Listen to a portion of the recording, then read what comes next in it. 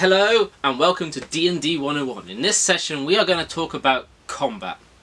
Combat is a pretty core feature in a D&D game. You pretty much will always have some kind of combat, and this comes about after a little bit of role playing. So usually a story will go, here's the kick, which is like, here's the intro, this is why you're on your mission.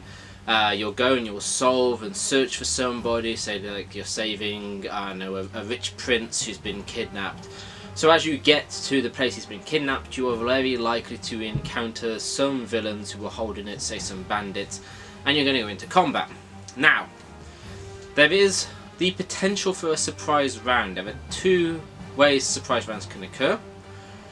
You, the players, walk into a room without prior checking and preparing. You open a door and kapow, your attack there and then.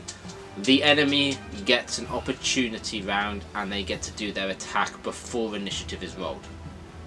Alternatively, you all set up nicely hiding in a room and lure somebody into that room, and then you can get the drop first and get a round of opportunity for your players. So these are great because it means you can do a bunch of damage before the actual combat. Now after the opportunity round, if you are successful to have one, or you don't actually have the opportunity at all to surprise anybody, you all have to roll for initiative. So as we talked about before, initiative is rolling your d20 and you add your initiative bonus, which is typically your dexterity modifier. So it'll be like a +2 or +3. Something simple like that. And this then gives you your turn order, and then the DM will go around the table in order and ask you what you want to do. Okay, so after a surprise round, you get to begin combat. Combat starts with the roll of initiative, where you roll your d20, you add your initiative bonus, and that determines the turn order. The DM will do the same for their monsters. They will either do it as all these monsters as a group go here, or they will roll individually, which can spice up combat a little bit more and do some interesting things. The next step is to work out where everybody technically is. Now the DM will already know where the bad guys are positioned on their map.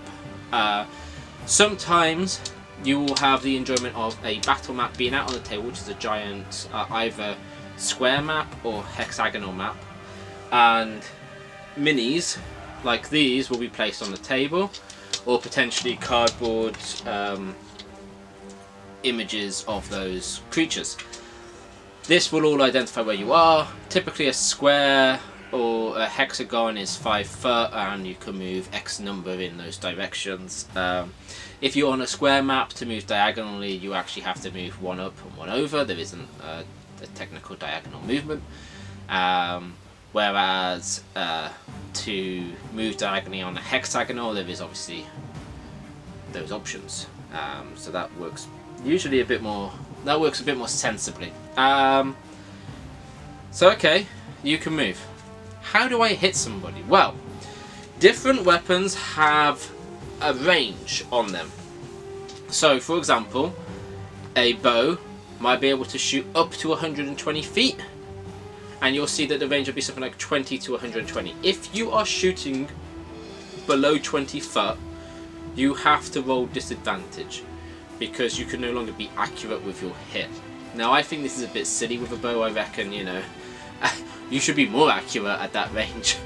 But that's neither here nor there. The rules are basically that simple. It'll be mostly because you can't pull fast enough for that range.